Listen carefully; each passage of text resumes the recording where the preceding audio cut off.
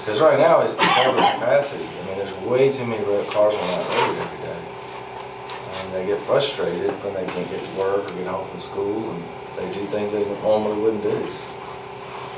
Well, and that goes back to infrastructure before development, but that's a moot point now. I mean, you build it, they'll come. No, you've got to think about how they're going to get there.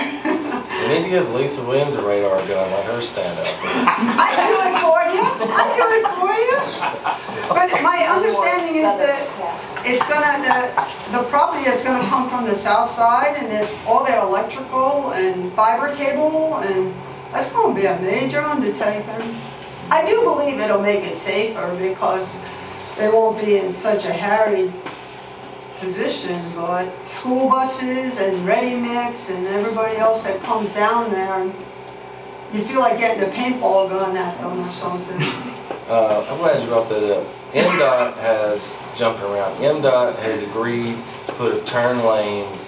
In my understanding, last summer they agreed for this summer to build a turn lane at Robinson Springs and Livingston on 463, because those are two intersections that have a lot of accidents. So that'll help improve safety there. Any more questions from anybody? Just a point on the speeding part. Good people for many decades have been trying to get the legislature to allow sheriff's departments to run radar, but they keep thinking back 50 years with the good old boys and that kind of thing, and they won't allow it. The other thing is too, is a lot of people think that the cities and counties make a lot of money on the speeding tickets. Probably 70% of it goes to the state. I got lightly involved with the sheriff's getting radar last year, and I talked to some people in the legislature, and this was the deal they told me they offered the sheriff. If the ticket goes in the state system along with the highway patrol and goes into the state coffers and can't ever be fixed once it's written, it's sticks, then they'll let them have radar. But they didn't want to do that. They want control from the time the ticket's written, collecting the fine and putting it in there. And they just don't want to have it yet. Maybe down the road. Let's see. Any more questions? I guess in one last closing about the signs that are knocked down for the speed limit. How do you get them back up?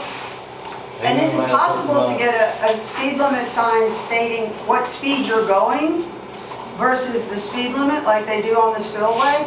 Maybe that'll alert them. You're going 65 and a 35. Hello? Any more questions? Paul, who's next? Sheila, Gerald? I will. All right. Thank you, guys. You would? I know he does. All right. Mine's going to be brief. I'm Gerald Stade, Supervisor for District 3. Have a portion of the city of Madison, which is on the south side of the city, around MRA, south of that. And primarily we'll be talking about District 3 and the county, and we want to talk a little bit about the budget as well. But before I did, as far as streets, hey, we hear that every day. Every supervisor hears that from their constituents, and every day about, hey, fill this pothole, fill this, and we try. Every supervisor's try. But in District 3, there's about 5 subdivisions at the beginning of this term that I would love to, that was my goal to get done for the city of Madison. Basically, one of them was Cobblestone. I've been meeting with Cobblestone for the last 2 years and committed to them, and the board funded Cobblestone to around $200,000 if I recall. And this is a 50-50 match with the city of Madison. The other is Sandalwoods. Sandalwoods is another subdivision that about 20, 25, maybe 30 years that it hadn't been, the streets hadn't been repaired. The city, the county's going to put in about $350,000. The city's going to match. The other is, High Woods of Madison. Thank you, Winky. It's, you know, we met with their homeowner association, and this is another that the street's been 20 years or longer. 23.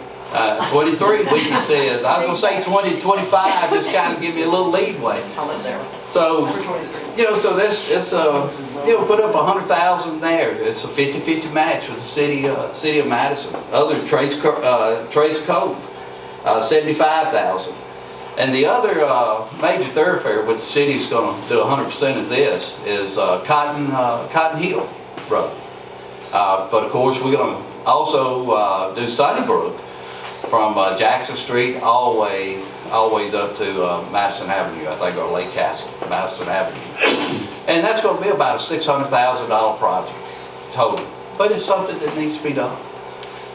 So those are the major projects.